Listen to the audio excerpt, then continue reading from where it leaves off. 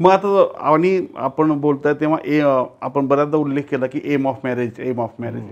तर आदर्श M of marriage काय असलं पाहिजे? क्या बात. ओ तुम्ही मला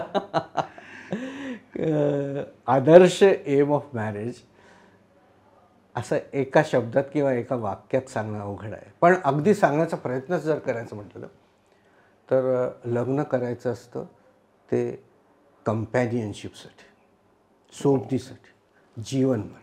मी लहान होतो, शाळेत होतो, कॉलेजमध्ये गेलो, शिकलो, अमुक डॉक्टर झालो, घर बांधलं, नोकरी केली, व्यवसाय केला, गाडी घेतली वगैरे वगैरे, हे सगळं ठीक आहे.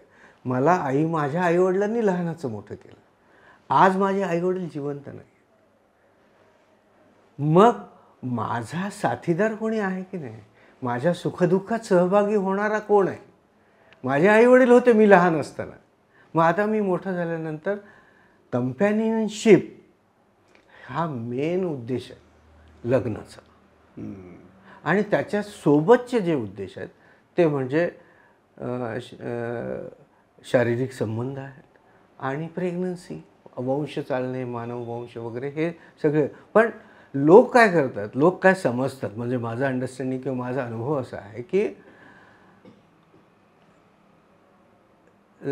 शारीरिक संबंध किंवा सेक्स करायला मिळतं लग्न झाल्यानंतर, हेच त्यांच्या डोक्यात असतं लग्न होत असताना.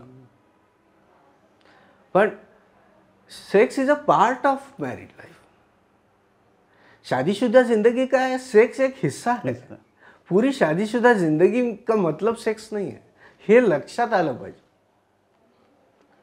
हे आहे.